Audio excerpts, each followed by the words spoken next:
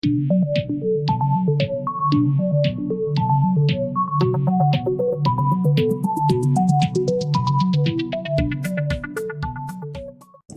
Friends, this is हर्ष दुबे। और इससे पहले की वीडियोस में जितनी भी चीज़ें मैंने आपको बताई है वो सारी चीज़ें हमारी बेसिक्स थी, जो कि हमारे सिलेबस का पार्ट नहीं था, पर फिर भी हमें वो चीज़ें जाननी ज़रूरी थी। तो इस वीडियो से मैं आपको जो भी चीज़ें बताऊंगा वो होगा हमारे क्लास 9th के चैप्टर 1 का पार्ट। तो जो हमारा चैप्टर 1 है वो है introduction to object oriented programming concept, और ये चैप्टर थोड़ा लंबा है, इसलिए मैं इसको ढेर सारे पार्ट्स में कवर करने की कोशिश करूँगा। तो ऑब्जेक्ट ओरिएंटेड प्रोग्रामिंग कंसेप्ट में जो सबसे पहले हमें बताया गया है वो है टाइप्स ऑफ कंप्यूटर प्रोग्रामिंग। ठीक है, तो प्रोग्रामिंग लैंग्वेज मैंने आपको पहले ही बता रखी है कि प्रोग्रामिंग लैंग्वेज जो होती है क्या होती है। तो अगर आपको ये सब नहीं पता है अभी भी, तो मैं ऊपर आई बटन में इसका लिंक दे दूंगा, आप जाके एक बार वीडियो को देख लीजिएगा। तो प्रोग्रामिंग लैंग्वेज बेसिकली दो टाइप्स की होती है, एक MLL और एक HLL। MLL मतलब होता है मशीन लेवल लैंग्वेज, और HLL मतलब होता है हाई लेवल लैंग्वेज। तो ये केवल मैं रिवीजन करा रहा हूँ, ये सब चीज़ें मैं आपको पहले ही बता चुका हूँ। तो MLL मतलब machine level language. Machine level language तो ऐसी लैंग्वेज जो केवल मशीन समझे। तो ऐसी लैंग्वेज जो केवल मशीन समझे वो केवल एक है क्या, बाइनरी। इसलिए मशीन लेवल लैंग्वेज केवल एक होता है क्या, बाइनरी। हाई लेवल लैंग्वेज होता है जो कि हम भी समझ सक जो केवल हम समझ सके, मशीन नहीं। ठीक है, तो हाई लेवल लैंग्वेज किन टाइप्स का होता है, POP और OOP। तो आपके सिलेबस में जो है वो POP की जो मतलब जो डिफिनेशन है टाइप्स ऑफ प्रोग्रामिंग लैंग्वेज केवल POP और OOP का है, जबकि इसके अलावा भी चीज़ें होती है जैसे कि असेंबली लैंग्वेज वगैरह। तो इस जो हमारा सिलेबस है क्लास 9th का, उसमें हमको क्या पढ़ना है, OOP। ठीक है, POP का केवल आपको इंट्रोडक्शन दिया गया है फर्स्ट चैप्टर में, उसके बाद से उसको आपको नहीं पढ़ना है। आपको जो पढ़ना है वो OOP पढ़ना है, जो कि जावा, क्योंकि जो जो जावा है वो OOP का ही एक पार्ट है। तो देखते हैं HLL प्रोग्रामिंग क्या होती है। तो ये मैं आपको जैसे पहले ही बता चुका हूँ, तो आप इन सब चीज़ों को रीड कर लीजिएगा, एक तरीके से आपके लिए नोट्स का काम करेंगी। तो HLL प्रोग्रामिंग लैंग्वेज क्या होता है कि हम अपनी भाषा में प्रोग्राम्स को लिखते हैं, और जो हमारा प्रोग्रामिंग लैंग्वेज होता है यानी कि जो जावा होगा उसको कन्वर्ट कर देगा किस में, मशीन लैंग्वेज में, ताकि कंप्यूटर समझ सके कि आप बोलना क्या चाहते हो। तो एक्चुअली जो कन्वर्ट करने का काम होता है वो किसका होता है, कंपाइलर का, जो कि किसका होता है, जावा का। मतलब जावा का जो कंपाइलर होगा वो जावा के प्रोग्राम को मशीन लैंग्वेज में कन्वर्ट करेगा। अभी आपको मैंने ये सब चीज़ें नहीं बताई, आप इसकी चिंता न करें। मैं अगले कुछ वीडियोस में आपको बताऊंगा कंपाइलर क्या होता है, ट्रांसलेटर क्या होता है। तो इसमें बस मैंने आपको एक तरीके से इसको बस मैंने इसको बस मेंशन किया है। तो चलो इसको ग्राफ में देखते हैं कि जो हमारा प्रोग्रामिंग का वो होता है वो कैसे होता है, कि जो हम क्या लिखते हैं कि अपने जो प्रोग्राम्स होते हैं उनको इंग्लिश में लिखते हैं। ठीक है, तो प्रोग्रामिंग लैंग्वेज यानी कि जो हमारे केस में जावा है वो इसको क्या करेगा कि कन्वर्ट कर देगा किस में, बाइनरी में। और बाइनरी क्या होता है कि बाइनरी मशीन को समझ में आती है तो हमारे काम को वो कर लेगा। जो भी हमने इंस्ट्रक्शन दी है उसको, वो उसको क्या करेगा, बाइनरी में समझ के पूरा करेगा। यानी कि हमने जो कमांड लिखी वो लिखी इंग्लिश में, और जो कंप्यूटर ने कमांड पढ़ी वो पढ़ी अपने भाषा बाइनरी में। तो बीच का काम जिसने किया वो क्या होता है, ट्रांसलेटर। ठीक है, तो ट्रांसलेटर क्या है तो उसको मैं आपको बाद में भी एक बार समझा दूंगा। इस पार्ट में हमारा ट्रांसलेटर हमने नहीं पढ़ना है, तो हम इसके अब आगे बढ़ेंगे और बाकी सब चीज़ों को भी देखेंगे। तो in high level language we need not to mention hardware constraints, this is done by the compilers during the compilation of program. तो चलो इसका मतलब हाँ क्या होता है मैं आपको बताने वाला हूँ। तो in high level language we need not to mention hardware constraints. तो मेंशन हार्डवेयर कंस्ट्रेंट्स से मेरा क्या मतलब है। ठीक है, देखिए, जब कोई भी आप एक प्रोग्राम बनाते हो, जैसे मान लीजिए आपका कंप्यूटर हो गया, अगर आपने एक प्रोग्राम बनाया तो क्या होता है कि कंप्यूटर में आपको मेंशन करना होता है कि आपकी जो रैम है वो कैसी है, यानी कि आपका जो रैम का साइज़ होने वाला है वो क्या होने वाला है, आपका हार्ड डिस्क का क्या साइज़ होने वाला है, आप कौन सी मशीन यूज़ करें, आप लैपटॉप मोबाइल क्या यूज़ करें। तो ये सब चीज़ें जो मशीन लेवल लैंग्वेज होती थी यानी कि जो बाइनरी लैंग्वेज होती थी, उसमें कोई भी एक प्रोग्राम बनाने से पहले आपको ये सब चीज़ें मेंशन करनी होती थी हर एक प्रोग्राम में। यानी कि आपको सिंपल मान लीजिए एक प्रोग्राम बनाना है 2 नंबर को ऐड करने का, तो आप उस पर नहीं ध्यान दोगे, पहले आप इन सब चीज़ों पर ध्यान दोगे कि ये सब चीज़ें मेंशन करो, कंप्यूटर बताओ कि आपकी जो सिस्टम उसकी स्पेसिफिकेशन का, उसमें रैम कितना है, हार्ड डिस्क कितना है उसमें, यानी कि बाकी सब मशीन कैसी कैसी है। तो ये सब चीज़ें हमें पहले मेंशन करनी पड़ती थी। लेकिन हाई लेवल लैंग्वेज में क्या होता है कि ये हमें मेंशन नहीं करनी होती। ये किसका काम होता है, this is done by the compilers. जब भी मैं कंपाइलर से बोलूँगा आप मान के चलो कि मैं बोल रहा हूँ प्रोग्रामिंग लैंग्वेज, यानी कि जो आप कोई भी मतलब कि जब आप MLL पे यानी कि बाइनरी लैंग्वेज में जब प्रोग्राम लिख रहे होते हैं, तो आपको जहाँ पे ये सब चीज़ें करनी पड़ती, रैम वगैरह मेंशन करनी, कि वो काम आपका कौन कर देगा, इस बार जावा कर देगा। तो जावा क्या है, एक हाई लेवल लैंग्वेज, यानी कि हाई लेवल लैंग्वेज में आपको हार्डवेयर कंस्ट्रेंट्स डालने की जरूरत नहीं पड़ती, आपको बताने की जरूरत नहीं पड़ती कि हमने कौन सा सिस्टम यूज़ कर रहे हैं, इसमें रैम कितनी है, हार्ड डिस्क कितनी है, सब चीज़ें आपको बताने की जरूरत नहीं होती। ये कौन बताता है? ये प्रोग्रामिंग लैंग्वेज जो इसको बाइनरी में कन्वर्ट करता है, तो उसका कंपाइलेशन प्रोसेस होता है, जिसमें वो जो आपका प्रोग्रामिंग लैंग्वेज है वो खुद इसको मेंशन कर देता है और कंप्यूटर्स को बता देता है कि हमारी हार्डवेयर स्पेसिफिकेशन क्या है, ठीक। और दूसरी चीज़ क्या है कि in this manner HLL language enable anyone to learn programming without learning computer architecture in detail. तो इसका जस्ट क्या हुआ कि जब हमने मतलब कि हमने तो कुछ मेंशन तो करना नहीं हार्डवेयर कंस्ट्रेंट्स क्या होता है, मतलब कि रैम वगैरह ये सब हार्ड डिस्क के बारे में जब मेंशन नहीं करना है, इसका तो आपको हार्ड डिस्क के बारे में, रैम के बारे में ज़्यादा कुछ जानने की ज़रूरत नहीं है। इसका मतलब कि आप सिंपली प्रोग्रामिंग लैंग्वेज स्टार्ट कर सकते हो सीखना बिना कंप्यूटर के बारे में अच्छे से जाने, बिना ये जाने कंप्यूटर कैसे काम करता है, हार्ड डिस्क क्या होता है, रैम क्या होता है, ये सब आपस में कैसे कम्युनिकेट करते हैं, ये सब आपको जानने की जरूरत नहीं होती। अगर आप हाई लेवल लैंग्वेज सीख रहे हो तो आप डायरेक्ट शुरू कर सकते हो, ठीक है। तो इसके आगे हम देखते हैं कि प्रोसीजर ओरिएंटेड प्रोग्रामिंग क्या होती है। Procedure oriented programming is a type of high level language. ये तो मैंने आपको पहले ही बता दिया था, जो मैंने आपको ग्राफ दिखाया। तो first understand the meaning of procedure and orientation.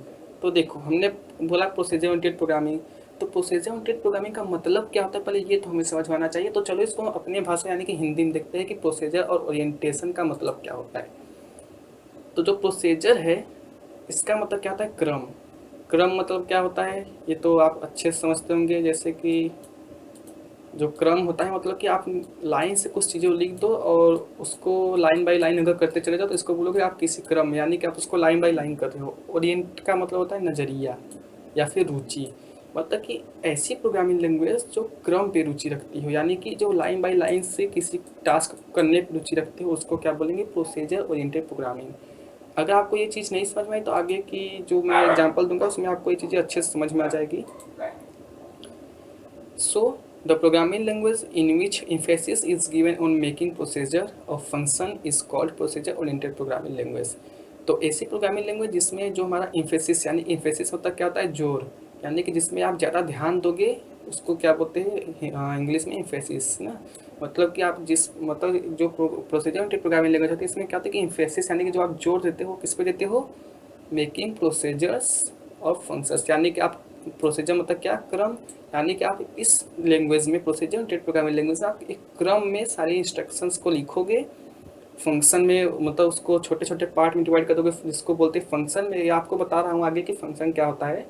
तो आप फंक्शन में इसको डिवाइड करने के बाद जब इससे कंप्यूटर को इंस्ट्रक्शन दोगे तो उसको क्या बोलेंगे? Procedure oriented programming language. तो फंक्शन वगैरह क्या होती है चलो हम इस वाले पार्ट में समझते हैं। तो फंक्शन का मैं यहाँ पे आपको एक रियल लाइफ एग्जांपल बता रहा हूँ। तो चलिए इसको अच्छे से देखते हैं। आप इसको ध्यान से देखिएगा, वीडियो स्किप न कीजिएगा वरना आपको ये चीज़ नहीं समझ में आएगी। तो फंक्शन यानी कि फंक्शन एक ऐसी मतलब कि एक हमारा पार्ट होता है प्रोग्राम का जो कि हमसे एक इनपुट लेता है, ठीक है। हमसे क्या लेगा? एक इनपुट लेगा। इनपुट को मैं यहाँ पे आई से रिप्रेजेंट कर रहा हूँ और बदले में हमें क्या देगा? एक आउटपुट देगा। तो जो इनपुट होता है, ठीक है, वो आउटपुट के बराबर नहीं होता। मतलब कि आप इनपुट कुछ और दोगे, फंक्शन क्या करेगा कि उस पर कुछ काम करेगा। आप जो भी इनपुट दोगे उस पर कुछ वर्क करेगा और वर्क करने के बाद जो रिजल्ट आएगा उसको क्या कर देगा? आउटपुट। इनपुट होता है कि जो आपने दिया, आउटपुट होता है कि जो ये फंक्शन आपको देगा उसको क्या बोलेंगे? आउटपुट। तो चलो इसमें एक इनपुट देकर देखते हैं और आउटपुट देखते हैं। फंक्शन का नाम क्या है हमारा? यहाँ पे आप देख रहे हो ब्रिक, ठीक है। ब्रिक मतलब क्या होता है? तोड़ना, यानी कि इस फंक्शन क्या काम है? किसी भी चीज़ को तोड़ना। अब जब इसको ये जो हमारा ग्लास है अगर आप इसको एज ए इनपुट दे देते हो, ठीक है, ये देखिए मैंने ये ग्लास क्या किया कि इसको एज ए इनपुट दे दिया। तो ये किसने क्या किया? इस पर ऑपरेट किया, इसका जो काम था वो काम इसने किया और उसको एज ए आउटपुट हमें बाहर निकाल दिया। यानी कि हमने जो इनपुट दिया था वो दिया था ग्लास, फंक्शन का नाम था ब्रिक, इसका काम था किसी चीज़ को तोड़ना, इसने तोड़ा और आउटपुट में क्या दिया? टूटा हुआ ग्लास। तो मैं आशा करता हूँ कि आपको अच्छे समझ में आ गया होगा कि फंक्शंस क्या होता है। Similarly, in procedure-oriented programming, a number of functions are created which are called line by line to make a program। तो जो प्रोसीजर ओरिएंटेड प्रोग्रामिंग होती है उसमें फंक्शंस क्रिएट किए जाते हैं जो कि लाइन बाय लाइन बुलाए जाएंगे किसी भी प्रोग्राम को बनाने के लिए, ठीक है। In POP emphasis is given on function rather than data. तो डेटा क्या आता है? डेटा मतलब होता है कि जो चीज़ आप इनपुट में देते हो, ठीक है। जैसे फंक्शन में हमने पिछली बार इनपुट में क्या दिया? एक ग्लास दिया था, तो ग्लास जो है हमारा डेटा कहलाएगा। तो ऐसी प्रोग्रामिंग लैंग्वेज जिसमें जो जोर है वो हम किस पे देते हैं? इसमें जो इम्फेसिस होता है हमारा उसको हम देते हैं जब फंक्शंस पे डेटा के अलावा, मतलब कि डेटा यानी कि जो हमारा इनपुट होगा उस पर इम्फेसिस न देकर फंक्शन पे इम्फेसिस देंगे तो उसको बोलेंगे प्रोसेसर ओरिएंटेड प्रोग्रामिंग। इसको एक एग्जांपल समझते हैं कि हमने एक प्रोग्राम बनाना है जिसका क्या काम होगा, 2 नंबर्स को ऐड करना। ठीक है, तो पहले हम एक फंक्शन बना लेंगे ऐड। ठीक है, फंक्शन क्या करता है कि इनपुट लेता है, तो इनपुट में हम क्या देंगे, 2 और 3। ठीक है, 2 और 3 हमने इनपुट दिया इस फंक्शन को। फंक्शन कुछ काम करता था, जैसे कि पिछली बार मैंने आपको एक ब्रेक फंक्शन दिखाया था जिसका काम था चीज़ों को तोड़ना। उसी तरीके से ऐड फंक्शन क्या काम हो सकता है, इसके नाम से ही स्पेसिफाइड हो रहा है कि ऐड फंक्शन काम होगा 2 चीज़ों को जोड़ना।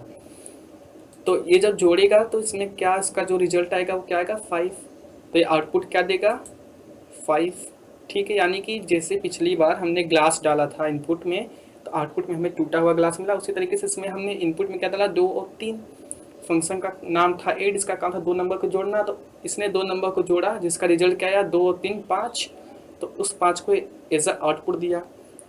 लेकिन जो हमारा प्रोग्राम है उसमें हमको सब्ट्रैक्ट भी तो करना है। हमने क्या लिखा है यहाँ पे, let us develop a program to add and subtract 2 numbers. तो ऐड तो कर लिया लेकिन सब्ट्रैक्ट कहाँ से करेगा, तो उसके लिए क्या करेगा, ये जो फंक्शन था ऐड, ठीक है, ये क्या करेगा, एक और फंक्शन को कॉल करेगा जिसका नाम होगा सब, यानी कि सब्ट्रैक्ट। तो ये जो 2 और 3 था इसको एज एन इनपुट दे दिया किसको, सब्ट्रैक्ट को। तो 2 और 3 पे ये जब वर्क करेगा सब्ट्रैक्ट, तो इसको 2 में से 3 घटाएगा और क्या आएगा, -1। तो -1 एज अ आउटपुट ये हमें दे देगा।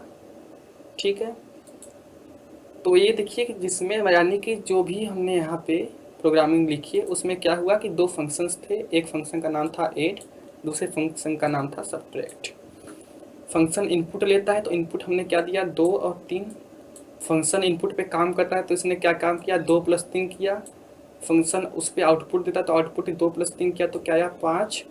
और उसने आउटपुट कहाँ दे दिया हमें, यहाँ पे, यानी कि मान लीजिए इसने हमें डिस्प्ले कर दिया 5।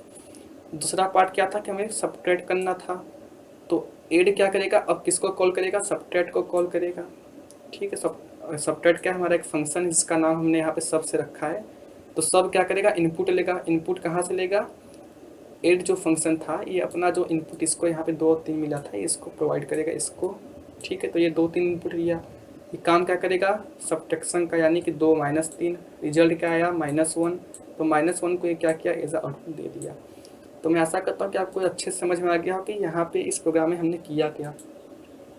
The number provided to function is known as data. ठीक है, तो डेटा क्या होता है, जो भी नंबर हम प्रोवाइड करेंगे फंक्शन को एज अ इनपुट, उसको क्या बोलेंगे, डेटा। ये सब चीज़ें आप नोट कर लीजिएगा, बहुत काम देने वाली है। जैसे कि यहाँ पे डेटा हमारा क्या हुआ, ऐड फंक्शन के लिए डेटा हमारा क्या हुआ, 2 हुआ और एक 3 हुआ। क्यों, क्योंकि इसको हमने एज अ इनपुट दिया। ठीक है, तो मैं आशा करता हूँ कि आपको डेटा क्या होता है अच्छे से समझ में आया होगा। उसके बाद 10 we see the data move freely from one function to other, hence data do not belong to a particular function and is global. इसका क्या मतलब हुआ, ठीक है, तो देखो 10 we see that data move freely from one function to other. हमने इस एग्जाम्पल में क्या देखा था कि जब ऐड ने आउटपुट 5 दिया था, उसके बाद ये इसने क्या किया था, सब्ट्रैक्ट को कॉल किया था। और सब्ट्रैक्ट का ये जो इनपुट यहाँ पे आप देख रहे हो 2 और 3, ये कहाँ से आया था, ये ऐड ने अपने इन 2 और 3 जो हमने एज इनपुट दिया था इसको प्रोवाइड की थी सब्ट्रैक्ट फंक्शन को। ठीक है, यानी कि जो डेटा था वो मूव किया, कहाँ से मूव किया, ऐड से सब्ट्रैक्ट में। ऐड क्या है, फंक्शन, सब्ट्रैक्ट क्या है, फंक्शन। इसका तो डेटा कहाँ से कहाँ तक मूव हो रहा है, एक फंक्शन से दूसरे फंक्शन तक। तो इसलिए हम बोलते हैं कि in procedure oriented programming data move freely from one function to other, hence data do not belong to a particular function and is global. Global मतलब क्या होता है कि जो सबका हो। तो यहाँ पे आपने क्या देखा कि हमने 2 और 3 प्रोवाइड किसको किया, ऐड को, लेकिन ये मिला किसको, सब्ट्रैक्ट को भी मिल गया। तो आप कैसे बोल सकते हो कि 2 और 3 इसका प्राइवेट डेटा है, ऐसे कर सकते हो आप, नहीं। क्यों, क्योंकि 2 और 3 ये शेयर कर रहा है सब्ट्रैक्ट से भी। इसलिए जो भी प्रोसीजर ओरिएंटेड प्रोग्रामिंग होती है उसमें कोई भी आप अगर इनपुट देते हो तो पर्टिकुलर किसी के लिए प्राइवेट नहीं होता। ठीक है, वो सब के लिए होता है, इसका तो कि वो ग्लोबल होता है। Also in procedure oriented programming one function call other function to constitute the program. वो तो हमने देखा ही था कि ऐड अपना ऑपरेशन मतलब कि 5 आउटपुट देने के बाद सब्ट्रैक्ट को कॉल करता है। तो जो भी आपने इस एग्जाम्पल में देखा उसको आप एक साथ जुटा कर लिखे तो आप इन चीज़ों को अच्छे से याद कर सकते हो। जैसे कि कैरेक्टरिस्टिक्स ऑफ पीओपी, कैरेक्टरिस्टिक्स मतलब क्या होता है, गुण। ठीक है, मतलब कि इसके फीचर्स क्या होंगे। तो पहला फीचर जो है हमारा वो है कि एम्फेसिस इज ऑन फंक्शंस। ठीक है, पहला फीचर हमारा क्या था कि emphasis is on function. Data नहीं था, मैंने आपको पहले ही बता रखा है। दूसरा क्या है कि फंक्शन से global data, I data move freely from one function to other. Global data से करता कैसे, मैंने आपको अभी कुछ समय पहले बताया। तीसरा चीज़ क्या होता है कि it uses top down approach programming. अब टॉप डाउन अप्रोच प्रोग्रामिंग का मतलब क्या होता है, ठीक है। तो टॉप डाउन अप्रोच प्रोग्रामिंग का मतलब ये देखिए, मतलब कि आपने पहली लाइन लिखी, दूसरी लाइन लिखी, ठीक है, तीसरी लाइन लिखी, चौथी लाइन लिखी। तो टॉप डाउन अप्रोच का मतलब होता है कि पहले प्रोग्रामिंग जो शुरू, मतलब जो कंप्यूटर हमारे जब लाइंस को पढ़ेगा तो वन से शुरू करेगा, फिर उसको पढ़ते हुए फोर तक आएगा। मतलब कि पहले वन को किया, टू को किया, थ्री को किया, फिर लाइन नंबर फोर को किया। इस तरीके से ऊपर से नीचे तक चीज़ों को पढ़ेगा और उसको फॉलो करेगा। इसको बोलते हैं टॉप डाउन अप्रोच प्रोग्रामिंग, ठीक है। तो आप तीनों कैरेक्टरिस्टिक्स उस एग्जाम्पल को याद करके अच्छे से लिख सकते हो, यानी कि आपको याद करने की जरूरत नहीं है, वैसे ही बना के लिख सकते हो। अब देखते हैं limitations of procedure oriented programming. Limitations मतलब क्या होता है कि इसके अंदर क्या कमी रह गई है, ठीक है। तो any change in data value में अफेक्ट होल प्रोग्राम इस डेटा आर ग्लोबल। इसका मतलब क्या हुआ, आपने देखा था कि हमने जो एड फंक्शन था पिछली बार, हमारा जो एड फंक्शन था, मैं इसको ए से डिनोट कर रहा हूँ, ठीक है। जो एड फंक्शन था हमारा, तो उसने क्या किया था कि दो वैल्यू लिया था, 2 और 3, ठीक है। फिर एड ने कॉल किया था किसको, सब्ट्रैक्ट को। इसको मैं एस से डिनोट कर रहा हूँ। इसको इसने क्या, जो अपना 2 और 3 था, ये इसने प्रोवाइड कर दिया था किसको, सब्ट्रैक्ट को, ठीक है। तो अगर हम मान लीजिए बीच में जब भी ये सब्ट्रैक्ट को कॉल करें, उससे पहले ही अगर हम इसका डेटा चेंज करके 3 की जगह 5 कर देते, तो क्या होता है यहाँ पे, मतलब कि यहाँ पे तो एड 2 और 3 होता, लेकिन उसके बाद हमने 2 को कन्वर्ट कर दिया 5 में, फिर जब यहाँ पे जाता तो इसको क्या मिलता, 2 और 5। मतलब कि अगर आप डेटा चेंज करोगे तो आपको पूरी की पूरी प्रोग्रामिंग चेंज करनी पड़ जाएगी। क्यों, क्योंकि जो फंक्शन के पास जो भी आपने इनपुट दिया, वो इनपुट वो दूसरों को शेयर करेगा। अगर दूसरों को शेयर करेगा तो आप पहले जिसको जिसको शेयर किया उसको उसको जाके सही करो, हर जगह चेंज करो। तो इससे कहते हैं कि प्रोग्रामिंग बहुत कठिन हो जाती है, ठीक है। अभी आपको मान लीजिए अगर नहीं समझ आ रहा है, आगे चलकर हम प्रोग्राम बनाएंगे तो आपको और अच्छे से समझ में आएगी। It is not suitable to solve complex problems in real situation. यानी कि जो बहुत जटिल प्रॉब्लम हो गया, जैसे कि मैंने आपको बोल दिया कि चलो एक प्रोग्राम बनाओ जो कोई भी कॉम्प्लेक्स कार्य करे। कॉम्प्लेक्स कार्य, कॉम्प्लेक्स वर्क मतलब क्या हुआ, जैसे कि मैं आपको एक इक्वेशन दे दूंगा, आपको उस इक्वेशन को सॉल्व करना है प्रोग्रामिंग्स। तो ये सब करने में थोड़ी सी कठिनाई होती है अगर आप यूज़ करते हो प्रोसीजर ओरिएंटेड प्रोग्रामिंग का, ठीक है। तो मैं आशा करता हूँ कि आपको ये वीडियो अच्छा लगा, आपको समझ में आया प्रोसीजर ओरिएंटेड प्रोग्रामिंग। देखिए गलती सबसे होती है, अगर मैंने भी कोई गलती की हो या फिर कोई चीज़ मैं अच्छे से ना समझा पाया हूँ तो आप मुझे कमेंट में बताइएगा। और thanks for watching this video.